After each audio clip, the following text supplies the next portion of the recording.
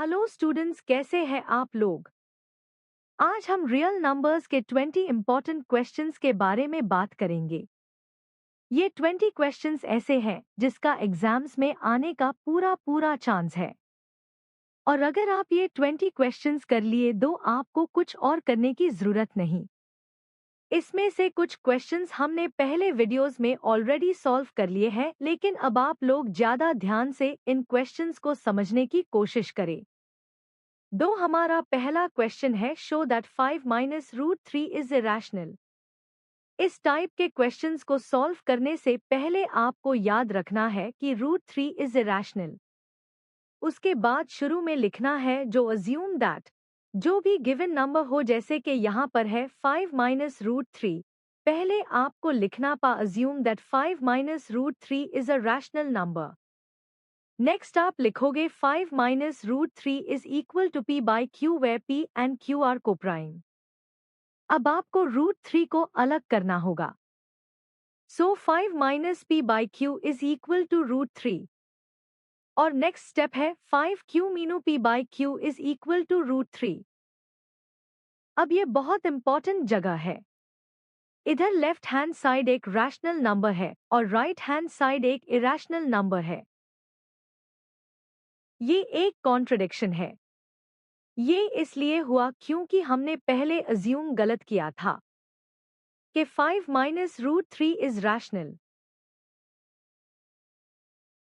दो हम अब अपनी गलती को सुधार लेंगे और लिखेंगे this is a contradiction because of our wrong assumption. So 5 minus root 3 is irrational, hence proved by contradiction.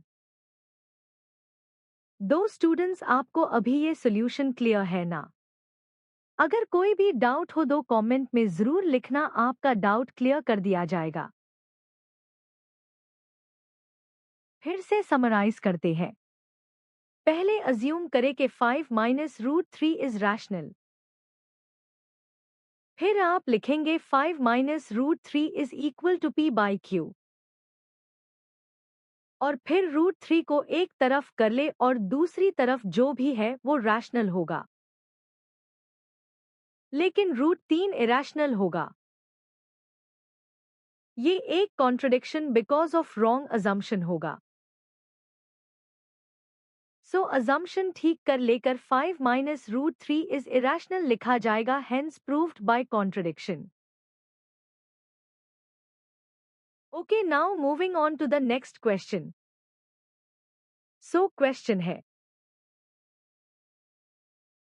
find the largest number which divides 438 and 606, leaving a remainder of 6 in each case.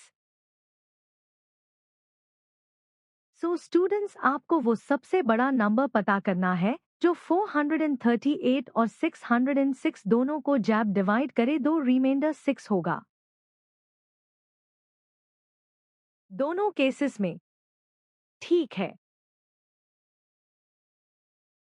सो पहले हम दोनों numbers से 6 subtract करते हैं। 438 minus 6 is equal to 432. And 606 minus 6 is equal to 600. अब हम इन numbers को factorise करते हैं।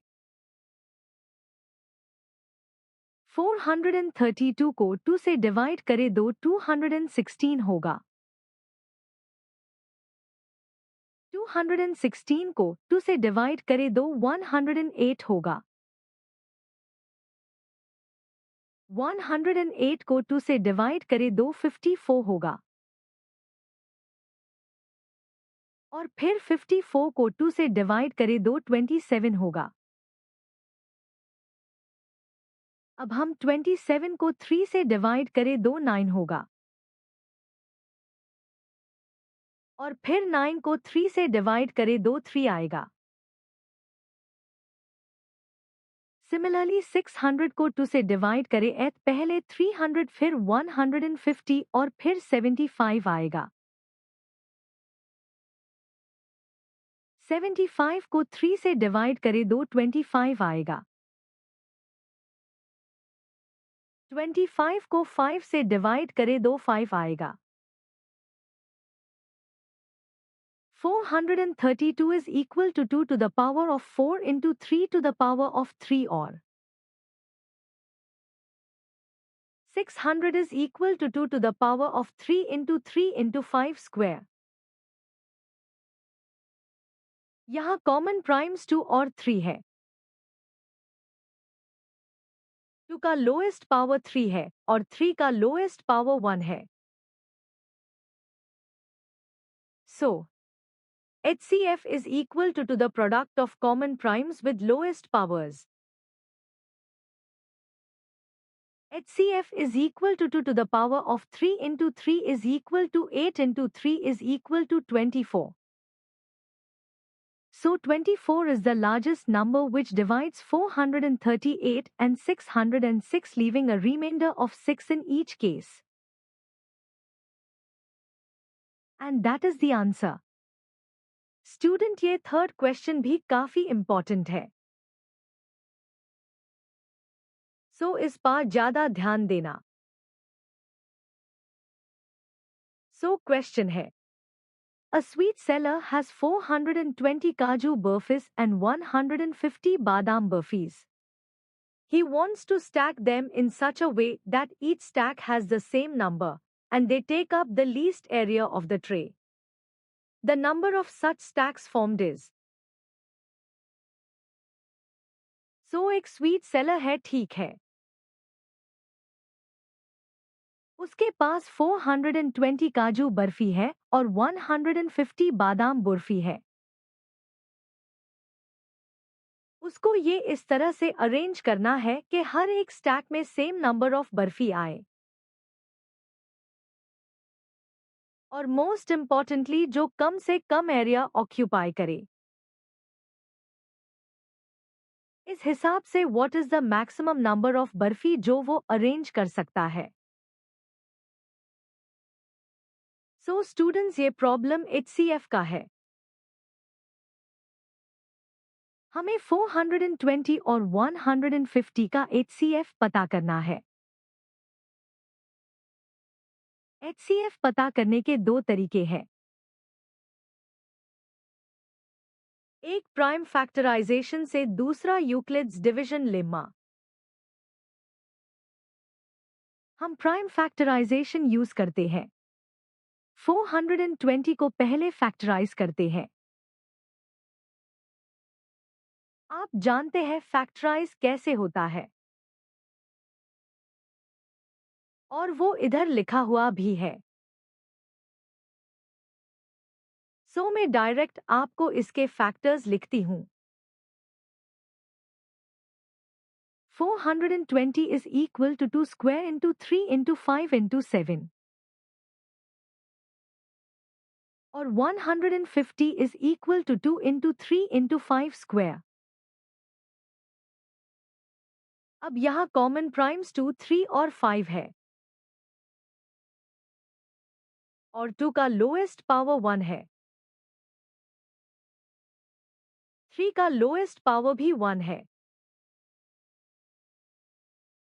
5 का लोएस्ट पावर भी 1 ही है। सो HCF होगा 2 into 3 into 5 which is equal to 30। So 30 is our answer। Students ये 4th क्वेश्चन है, और ये भी बहुत ज्यादा इंपॉर्टेंट है। Check whether 6 to the power of n can end with digit 0 for any natural number n। आपसे बोला गया है कि आप ये चेक करना है कि 6 पावर n यानी 6 के जो भी पावर जो है ठीक है, वो 0 के साथ एंड करेगा। और ये जो n है वो कोई भी नेचुरल नंबर हो सकता है। दैट मीन्स अगर मैं 6 की पावर 1 लेती हूँ तो क्या वो 0 की साथ एंड करेगा, या अगर मैं 6 की पावर 2 लेती हूँ तो क्या वो 0 के साथ एंड करेगा। यानी इस तरह से 6 की कोई भी पावर है क्या जो 0 के साथ एंड होगी।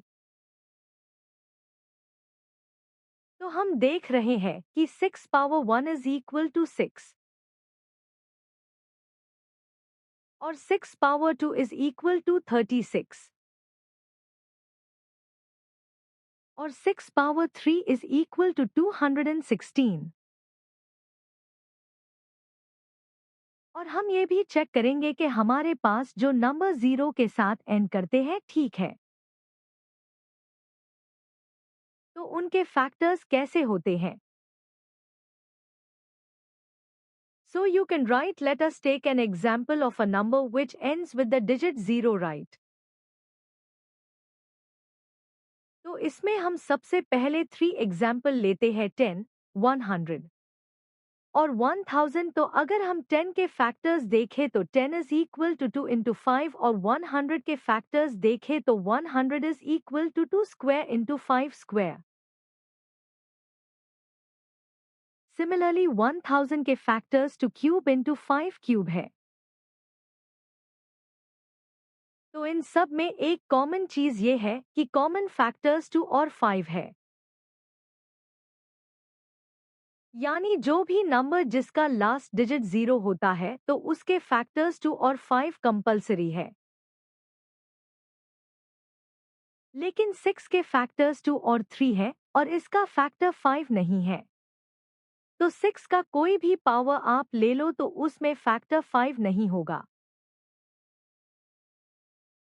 Therefore 6 power n cannot end with digit 0 for any natural number n.